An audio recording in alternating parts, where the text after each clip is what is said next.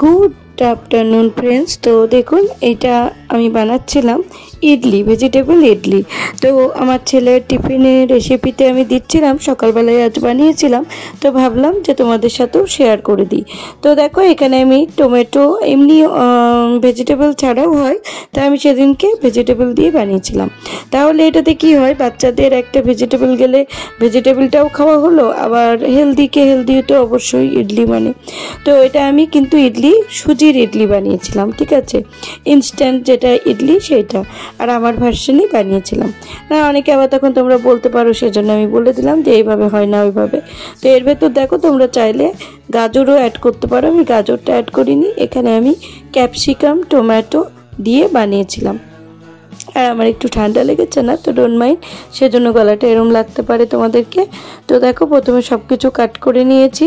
তারপরে আমি যতটা সুজি নিয়েছি ততটাই, এক বাটি সুজি নিলে আধা বাটি হাফ বাটি মতন দই অ্যাড করেছি। দিয়ে কিছুক্ষণ, বেশিক্ষণ না, ফার্মেন্টেশন হতে কিছুক্ষণ টাইম লাগে। তো কিছুক্ষণ আমি ভিজিয়ে রেখেছিলাম। তারপর চলো দেখতে থাকো যে আমি কী করে বানিয়েছি।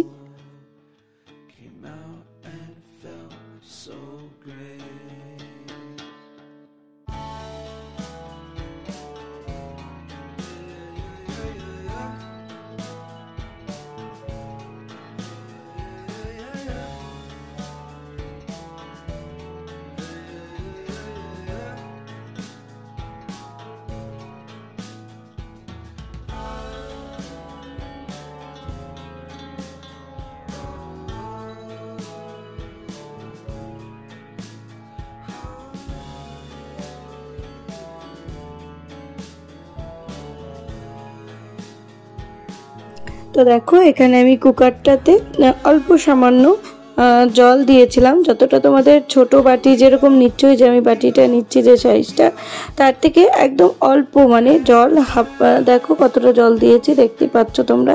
তো অতটুকু জল অ্যাড করে এটা একটু ফুটতে দিতে হবে, জলটা যাতে গরম হয় সেরকম করতে হবে। দিয়ে ঢাকনাটা বন্ধ রেখেছিলাম। তারপরে সব বাটিতে আমি একটু করে অল্প বাটার লাগিয়েছি, তোমরা চাইলে অয়েলও ব্রাশ করতে পারো, কোনো অসুবিধা নেই তাতে। দিয়ে এইটা আমি ব্যাটারটা এখানে অ্যাড করে দেব।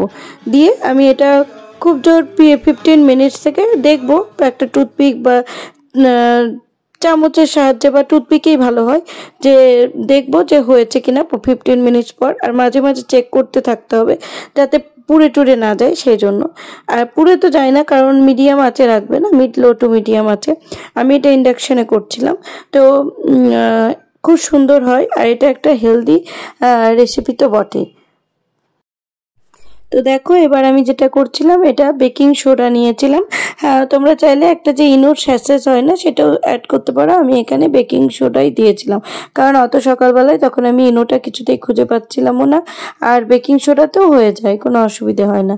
তো দেখো এরকম এতটা আছে না, তো 2 টিস্পুন মতন আমি অ্যাড করে দিয়েছিলাম।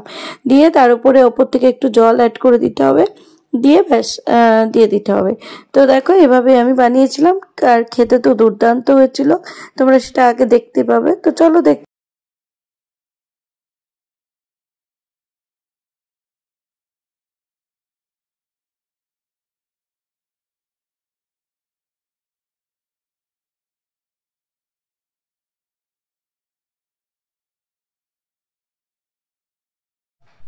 তো দেখো আমি এইভাবে বাটিগুলো এবার জলের মধ্যে বসিয়ে দিচ্ছি।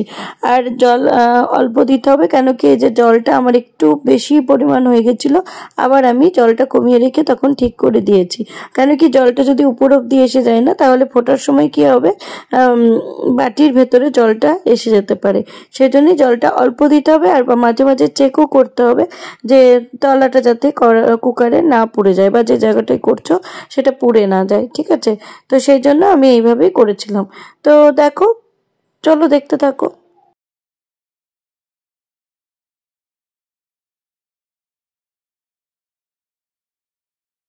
তো দেখো আমি কিছুক্ষণ আগেই খুলে দেখতে পেলে তোমরা, দেখলাম চেক করে, না ব্যাপারটা হয়নি তখনও। আবার আমি 5 মিনিট মতো রেখে দিয়েছিলাম। তো এইভাবেই চেক করে তারপর বানিয়ে নিতে হবে।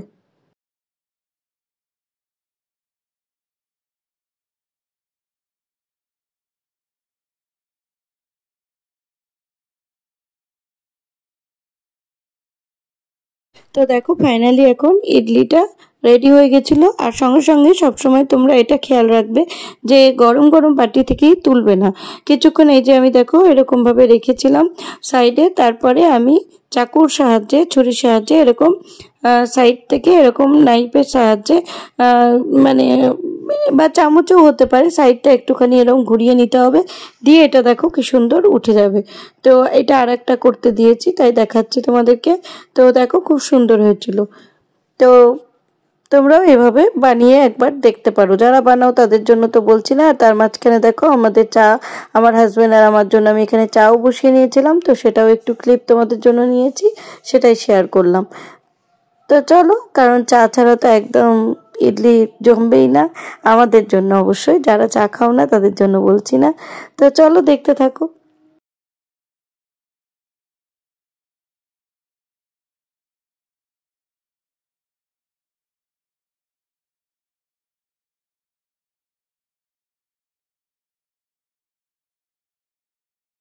তো দেখো ফাইনালি এই লুকটা তোমাদেরকে আমি দেখালাম, পুরো ভেঙেই দেখিয়েছি। আর মধ্যেখানে ওটা কি বলো তো, হ্যাঁ স্ট্রবেরি, ঠিকই বুঝেছো স্ট্রবেরি। আমি একটা মানে দেখছিলাম টেস্ট করে, কিন্তু প্রচণ্ড টক ছিল, তাই ওটা সাজানোর জন্য তোমাদের জন্য ভালো করে ওরকম সাজিয়ে দেখিয়েছি।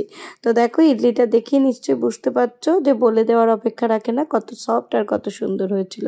তো তো আশা করছি তোমাদের এই ভিডিওটা একটু হলেও হেল্প হবে।